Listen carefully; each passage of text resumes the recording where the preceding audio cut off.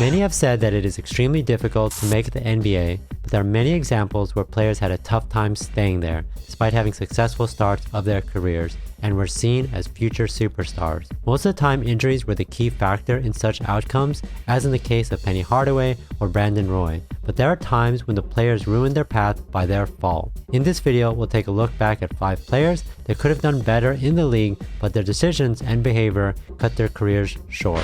Monta Ellis. The Golden State Warriors over the past decade has put them in rare company, achieving feats just a handful of teams in NBA history have been able to accomplish. They have won 4 NBA championships in the last 10 years, becoming a real dynasty. It all started with Steph Curry's emergence, and many have forgotten the players that set the tone for the Warriors before Curry took over. The We Believe Warriors were one of the most exciting teams at the time. Monta Ellis was a younger player starting his NBA journey with that team. In his 3rd season with the Warriors, Monta was already averaging over 20 points per game, and he continued to drop similar numbers in the years to come. The 2009-2010 season, Steph Curry joined the team, and soon after the Warriors were in a situation to pick which guard will be left as the cornerstone of the team and which will be traded. There are many those who consider Ellis the better choice at the time, but the Warriors decided to stick with Curry.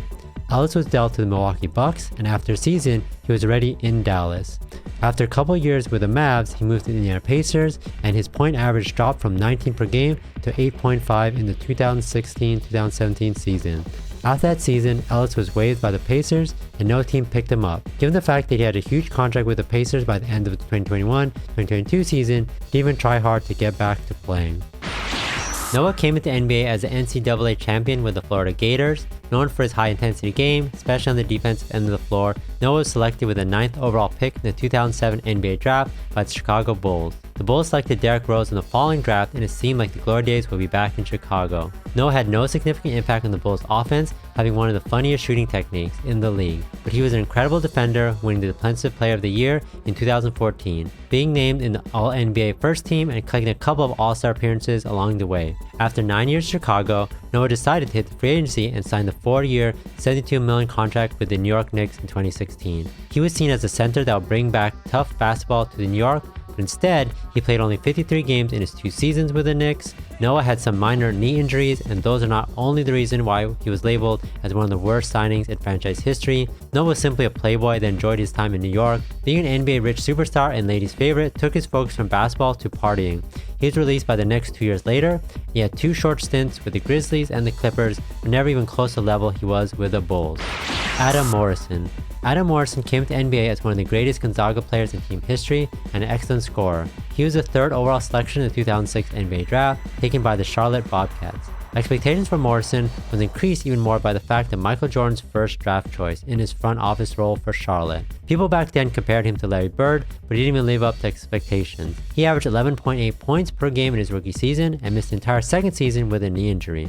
Charlotte traded him away to the Los Angeles Lakers, where he played in only 39 games over the course of 2 years with the Lakers, winning the NBA championship in both of Morris' seasons with the team. He never averaged more than 4.5 points per game since he left Charlotte and was out of the NBA by the age of 25. Still being young and talented, Adam Morrison went on to play a season in Serbia for Crvena Zvezda. He tried to get back to NBA by playing the Summer League for the Brooklyn Nets and Los Angeles Clippers, but he was done with basketball at the age of 28.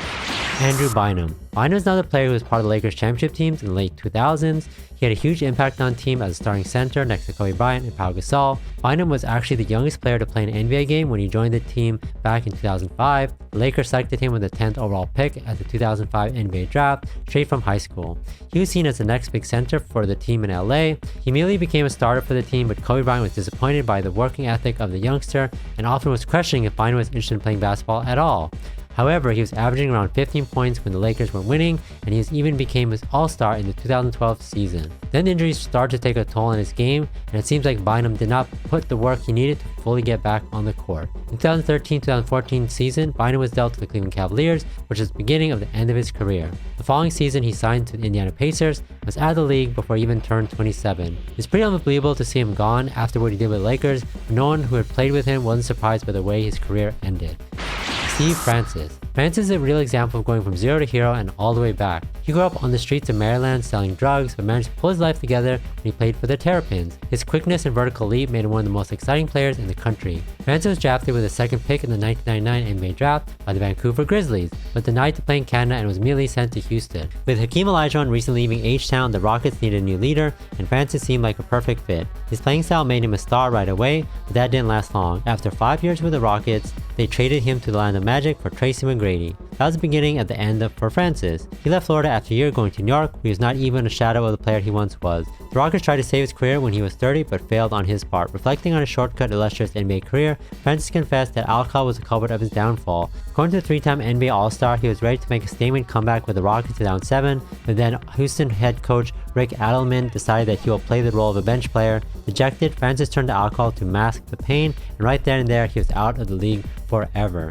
So, those were the top 5 NBA players that disappeared. Those are surely not the only ones. I'll probably have to do a follow-up video in the future to talk about some more. Let me know in the comments what you guys think about these players. Do you think that their careers ended too early and they had a lot left in the tank? We'll definitely have to do a part 2 of this. But thanks everyone for watching. Don't forget to like and subscribe. Talk to you guys next time.